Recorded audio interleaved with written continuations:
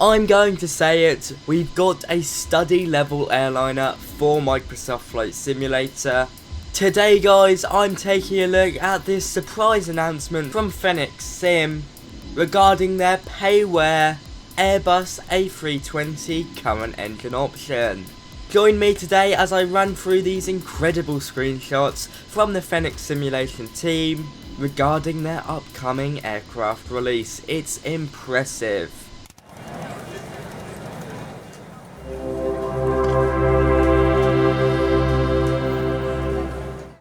Hello YouTube, I'm Pilot Stud and welcome back to another video.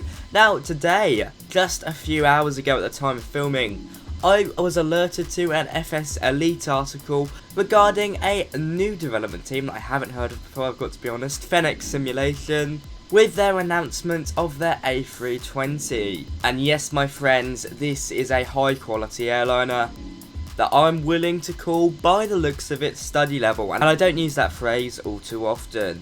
If you're new around here, be sure to like, comment and subscribe to stay up to date with the most important Microsoft Flight Simulator news, add-ons and everything in between. But now, let's take a look at these impressive screenshots.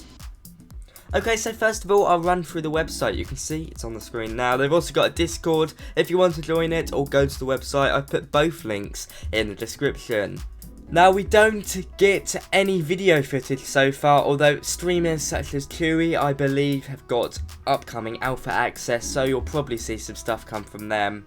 But we have plenty of information. This is a 100% custom aircraft built from the ground up, with a bespoke autopilot system and a completely custom navigation system, which requires a lot of work. It is impressive. You might be thinking already, what sets this apart from the A320NX? Well, the screenshots will show you in a minute. This is on a whole other level from the fantastic work that the flybywire team have done so far. But to be truthful, it's very simple. They're two almost different aircraft. The flybywire A320 is the Neo variant, new engine option, and this is the CO variant, current engine option. But anyway, let's roll into the screenshots.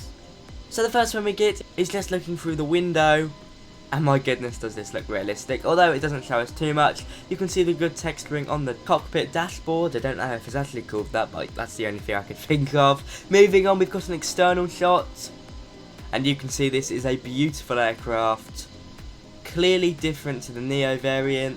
First of all, we've got the split scimitar winglets there. I think that's what they're called, I might be completely wrong there, as opposed to the Microsoft Flight Simulator Sharklet.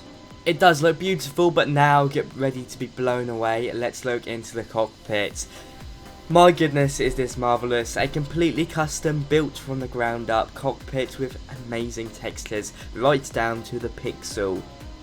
Now of course, because this is a slightly different aircraft, we do have a slightly different look in the cockpit. Overall it looks older than the Neo variant, especially when you look at the autopilot MCP.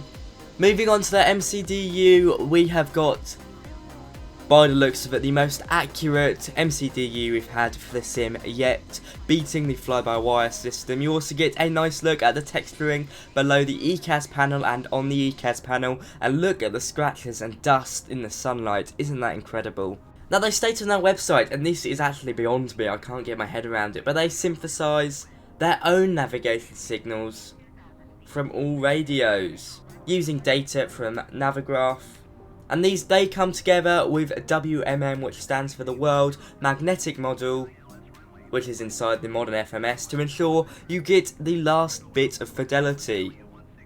Now I'm not sure what this means at all, this is kind of beyond me, but all I do know is that it's completely independent from default Microsoft Flight Simulator navigation, and therefore it creates one of the most complex navigation environments so far on any simulator, blowing almost every single one, and anyone as far as I know, right out of the park.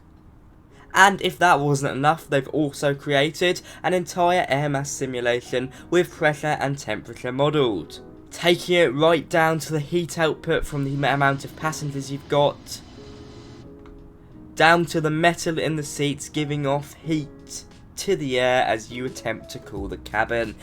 I mean, it is mind-blowing. Every single little thing is modelled. Keeping with some more cockpit shots in the night time, you can see how marvellous this looks. Texturing is next to none. It is blowing my mind, I've got to be honest. It is beyond me to the point where I can't really talk about it like I normally do. I'm just not in the know, it's so complex. It's confusing me. Looking at this night cockpit shot, you can see the backlight bleed at the edges of the ECAS display there. Isn't that marvellous? This is not only inspirational, it also creates a whole other category for Microsoft Flight Simulator aircraft so far. I'm sure it's up there to rival what PMDG will bring, and by the looks of it, it's not going to be anywhere near that price. Moving on to my favourite shot, which is looking at the whole cockpit, that there'll be around 170 failures. And they're not just going to be your standard on and off ones, these are going to be complex failures that require you to look into the systems to diagnose the problem. Now, being so feature rich as they state, you'd be expected that this would be up there in the high price mark, possibly to rival PMDG, and they charge up to £120, and rightfully so, to be honest. But they won't reveal the full price yet, but they think we'll be happy with it, so this could honestly surprise me even more. Looking around the engine start switches, you can see the details right next to the ground spoilers and the flap levers. Doesn't it look incredible? The nice used feel there, the details immaculate. It looks superb. And this does sound like a video where I'm just going to continually praise it up, but so far I cannot see any issues with it. It's these add-ons that really make me happy to be a flight simmer at this time. I don't want to keep this video going on too far because of course we're just going off what they've provided, so I don't want to make it too boring or tiresome. But just look at this. Look at the spoilers up on the wing. It really does blow me away. I mean, it's fantastic. The detailing there really is next level. And by the way, those winglets aren't split scimitar, they're the Boeing ones, I correct myself there. It's just fantastic. I'm going to leave you with this screenshot of the aircraft departing in an Air India livery. This is seriously a next generation product. I am so excited. Join their Discord, guys, and check out their websites. They're bringing an MCDU deep dive on Friday, so I hope that's a video where they show us some of the systems in there, because honestly it looks superb. And I hope, like they say, I'm happy with the price, but I'm sure I will be. I have very high expectations for this product now after seeing the screenshots. The main developer of this team is Amir Thacker, so shout out to him. And of course his team at Fenix Simulations, they all deserve a massive pat on the back. Keep an eye out on other YouTubers and streamers, I'm sure they'll probably release footage before I can get my hands on some. I know Chewy is already testing it out. He put something out on his Twitter the other day regarding it, I believe, saying how impressed we're going to be with it. And certainly impressed I am. But anyway, guys, from me today, I'm going to wrap the video up here. Be sure to like, comment and subscribe if you haven't done already. This aircraft is looking incredible. Thank you to my first class channel members. Their names are on the screen now. If you want to support the channel in return for exclusive perks, be sure to click that blue join button. And again, I can't say it enough, join their Discord, check out their website, Fenix Sim. This is truly inspirational. But from me today, guys, that is all. Bye-bye.